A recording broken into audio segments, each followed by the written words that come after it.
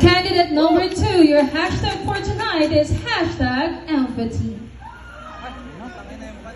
Thank you for that wonderful hashtag. And I just wanted to greet everyone good morning and thank you so much for being here and showing me your warm love and support and hashtag empathy. As we all know, hashtag empathy is putting yourself on other else's concerns or feelings, and as an agent, this empathy is everyday practice in our workplace. Even if I'm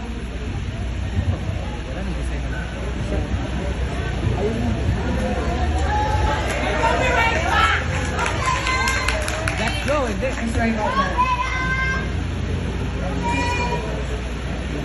Alright, so having an empathy, I believe that if we practice this or if we influence every people or everyone with this characteristics, I believe there will be world peace. There will be no Thank you so much, candidate number misunderstanding, and that's all. 2. Thank You may now go back.